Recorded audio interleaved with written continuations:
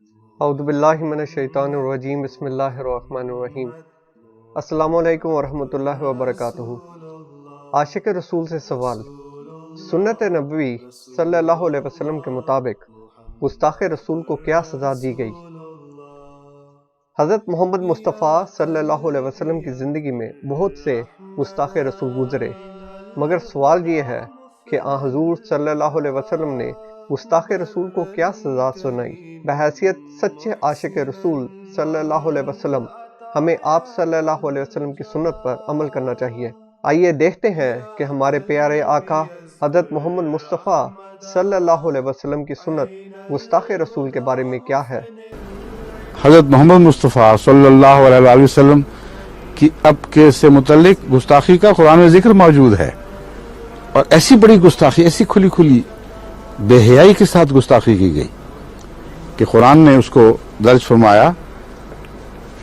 فرماتا ہے کہ یقولون لئن رجعنا الی المدینۃ لیخرجن الاعز منها الاذل وللہ العزۃ ولرسولہ والمؤمنین ولکن المنافقین لا یعلمون۔ سورہ المنافقون آیت 9۔ ان بدبختوں میں سے کچھ لوگوں نے یہ کہا لئن رجعنا الی المدینۃ لیخرجن الاعز منها الاذل، کہ ہم جب مدینہ واپس لوٹیں گے اس غزوہ والے سفر سے، تو ان میں جو سب سے معزز انسان ہے وہ سب سے ذلیل انسان کو مدینے سے باہر نکال دے گا۔ یہ واقعہ عبداللہ بن ابی بن سلول کا واقعہ ہے۔ اس بدبخت نے اپنے دوستوں کی مجلس میں ایسی بکواس کی تھی، اور مراد نعوذ باللہ من ذالک حضرت محمد مصطفیٰ صلی اللہ علیہ وسلم تھے کہ جب ہم مدینے پہنچیں گے تو ان کو میں باہر نکالوں گا۔ صحابہ اس آیت کو سن کر بہت طیش میں آئے۔ ظاہر بات ہے، جیسی محبت محمد رسول اللہ صلی اللہ علیہ وسلم سے صحابہ کو تھی، ویسے آج کل کے علماء جو بھی مقام رکھتے ہوں ایسی محبت کا دعویٰ تو نہیں کر سکتے۔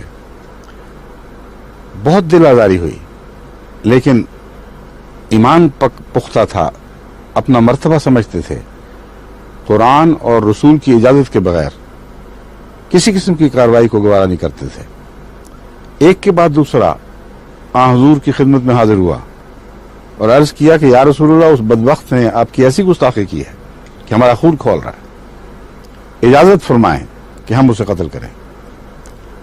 لیکن ایک کے بعد دوسرے کو حضور اکرم صلی اللہ علیہ وسلم نے رد فرما دیا، فرمایا نہیں، کسی سزا کی اجازت نہیں دی، گجائیے کہ قتل کی اجازت دیتے، کوئی ادنا سی سزا بھی تجویز نہیں فرمائی۔ یہاں تک کہ عبداللہ بن ابی بن سلول کا اپنا بیٹا، جو ایمان میں سچا اور پاک تھا، مخلص تھا، وہ آن حضور کی خدمت میں حاضر ہوا اور اس نے عرض کیا کہ یا رسول اللہ، میرے باپ نے بڑی گستاخی کی ہے، میں جانتا ہوں کہ آپ نے دوسروں کو اجازت نہیں دی، مگر میرے دل میں یہ خیال آیا کہ شاید میری خاطر ایسا نہ کیا ہو، کہ مجھے اپنے باپ کی وجہ سے تکلیف نہ پہنچے، یا میرے ایمان کو کسی طرح اس وجہ سے ٹھوکر نہ لگے۔ یا رسول اللہ، مجھے اجازت دیں، میں حاضر ہوں اس بدبخت باپ کو قتل کرنے کے لیے جس نے آپ کی گستاخی کی ہے۔ حضرت محمد رسول اللہ صلی اللہ علیہ وسلم نے فرمایا نہیں، کوئی اجازت نہیں ہے۔ اسی طرح وہ آن حضور کے قافلے کے ساتھ واپس مدینے میں داخل ہوا، اور بعد کی زندگی میں جو اس کے ساتھ سلوک ہے وہ تو انسان دیکھے تو مذہب کے حسن خلق کے آسمان پر ایسا کوئی حسن آپ کو چمکتا ہوا دکھائی نہیں دے گا جیسے حضرت اقدس محمد مصطفیٰ صلی اللہ علیہ وسلم کا حسن کا آفتاب اس سلسلے میں اس موقع پر چمکا ہے۔ عبداللہ بن ابی بن سلول کچھ دیر کے بعد وفات پا گیا۔ اس کے مرنے کے بعد آن حضرت صلی اللہ علیہ وسلم نے یہ فیصلہ فرمایا کہ اس کی نماز جنازہ میں پڑھاؤں گا۔ حضور نماز جنازہ پڑھانے کے لیے روانہ ہوئے. صحابہ میں بے چینی پیدا ہوئی. وہ جانتے تھے کہ یہ کون شخص ہے. عمر بھر منافقتیں کرتا رہا اور حضور اکرم صلی اللہ علیہ وسلم کی شان میں ایسی گستاخی کی تھی. حضرت عمر ایک طرح سے راستہ روک کے کھڑے ہو گئے اور عرض کیا کہ یا رسول اللہ، آپ کو علم ہے کہ خدا نے ان لوگوں کے متعلق کیا فرمایا ہے؟ آپ نے فرمایا ہاں مجھے علم ہے، لیکن فیصلہ قائم. انہوں نے عرض کیا یا رسول اللہ، اللہ تو یہ بھی فرماتا ہے کہ اگر تو ان کے لیے 70 بار بھی بخشش طلب کرے گا تو پھر بھی خدا تعالیٰ ان کو نہیں بخشے گا. حضرت صلی اللہ علیہ وسلم نے فرمایا عمر وہ راستہ چھوڑ دو، وہ مالک ہے اللہ، وہ اگر 70 دفعہ میرے بخشش طلب کرنے پر بخشش نہیں فرمائے گا تو میں 70 سے زیادہ بار اس کے لیے استغفار کروں گا. اس کے بعد پھر اللہ تعالیٰ نے واضح حکم کے طور پر آپ کو ارشاد فرمایا کہ آئندہ تجھے اجازت نہیں ہے کہ کسی کی قبر پر کھڑا ہو، ایسے منافق کی قبر پر کھڑا ہو اور اس کے لیے دعا کر. لیکن جب تک یہ واضح حکم نہیں آیا، خلق محمد مصطفیٰ صلی اللہ علیہ وسلم یہ تھا جو اس شان سے چمکا ہے کہ جیسے میں پہلے عرض کر چکا ہوں، مذہب کے آسمان پر تلاش کر کے دیکھ لیں، اس کے پاسنگ کو بھی کوئی اور خلق کا نمونہ نہیں پہنچے گا، پہنچتا ہوا دکھائی دے گا. بس یہ ہے قرآن کریم کی تعلیم، حضرت محمد مصطفیٰ صلی اللہ علیہ وسلم کا اسوہ. اور کسی جگہ بھی کہیں بھی اس حکم کے سوا کہ ان کے لیے ان کے قبر پر کھڑے ہو کے دعا نہیں کرنی، کوئی اور سزا تجویز نہیں ہوئی. حضرت صلی اللہ علیہ وسلم کو ہر طرح سے دکھ دیے گئے. بڑی دل آزار باتیں اس مدینے کی سوسائٹی میں آپ پر کی جاتی تھیں. یہود ہی گستاخی نہیں کرتے تھے، مشرک جو کرتے تھے وہ تو کرتے ہی تھے، بلکہ یہود کے علاوہ جو مدینے میں بار بار دل آزار باتیں کیا کرتے تھے، بعض منافقین جیسا کہ عبداللہ بن ابی بن سلول ہے، وہ بھی ایسی باتیں کر کر کے حضور اکرم صلی اللہ علیہ وسلم کو بار بار تکلیف پہنچاتے تھے.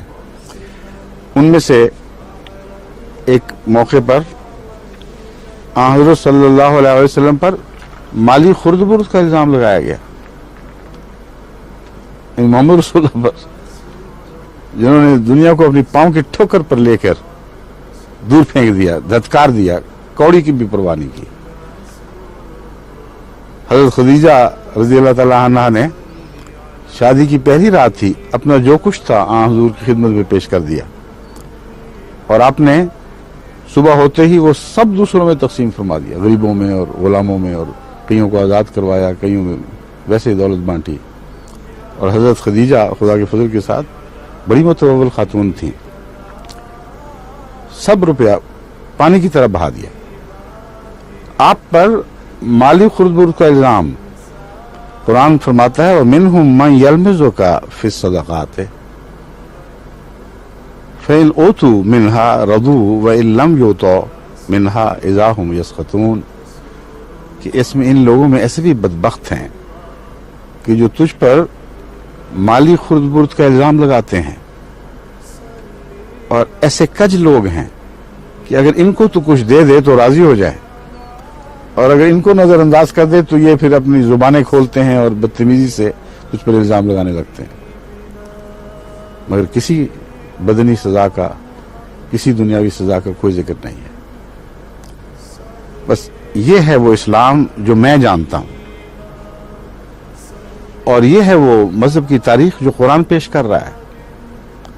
حضرت اقدس محمد مصطفیٰ صلی اللہ علیہ وآلہ وسلم سے پہلے بھی یہی دستور تھا، لیکن آپ کے زمانے میں آ کر یہ دستور نئی شان سے چمکا ہے.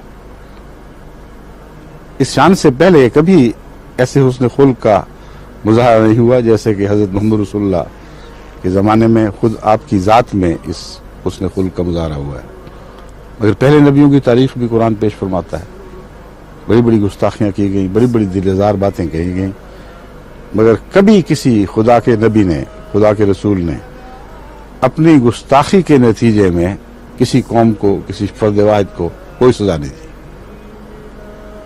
حضرت موسیٰ کی قوم کے حالات پڑھ لیں، اس سے پہلے نبیوں کے حالات پڑھ لیں، جیسے جیسے حضرت نوح کی تذلیل کی گئی، حضرت ابراہیم علیہ السلام کی تذلیل کی گئی، موسیٰ کی، عیسیٰ کی، ساری قرآن کی تاریخ ان باتوں سے بھری پڑی ہے، لیکن کہیں ایک واقعہ ساری قرآنی تاریخ میں آپ کو دکھائی نہیں دے گا، ایک واقعہ نہیں کہ کسی نبی نے اپنی گستاخی کی کوئی سزا مقرر کی ہو یا اللہ کی گستاخی کی کوئی دنیاوی سزا مقرر کی ہو، یہ معاملہ سب اللہ پر چھوڑ دیا ہے۔